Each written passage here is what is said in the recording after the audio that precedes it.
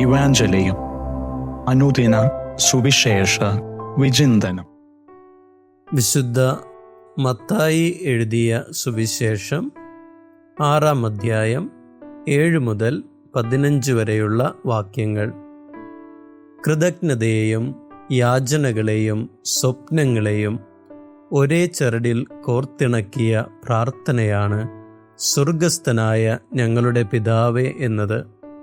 ഞാൻ, എൻ്റെ, എനിക്ക് എന്ന സ്വയം തേടലിൻ്റെ അതിർവരമ്പിൽ നിന്നും ഞങ്ങളുടേതെന്ന് വിശാലമായ വഴിത്താരയിലേക്കുള്ള യാത്രയാണ് ഈ പ്രാർത്ഥന. ഭൗതികതയിൽ നിന്ന് ആത്മീയതയിലേക്കുള്ള ഒരു പ്രയാണം. ശരീരത്തിൻ്റെ ആവശ്യങ്ങളും ഹൃദയത്തിൻ്റെ ആവശ്യങ്ങളും സമന്വയിപ്പിക്കുന്ന ഒരു ഏകകം.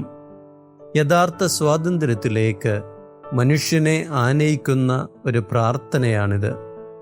ഒന്നുമില്ലായ്മയിൽ നിന്നും എല്ലാമായവനോട് ചേർന്ന് നിൽക്കുവാനുള്ള മനസ്സിൻ്റെ ആഗ്രഹമാണത്.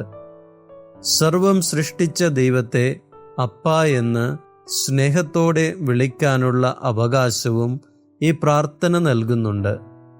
ലോകത്തിൻ്റെ ബന്ധങ്ങൾ ബന്ധനങ്ങളാകാതെ മാറുമ്പോൾ മാത്രമേ വിശുദ്ധ ഫ്രാൻസിസ് അസീസിയെപ്പോലെ എല്ലാം പരിത്യജിച്ച് സ്വർഗത്തിലെ അപ്പനെ ഏറ്റുപറയുവാൻ സാധിക്കുകയുള്ളൂ.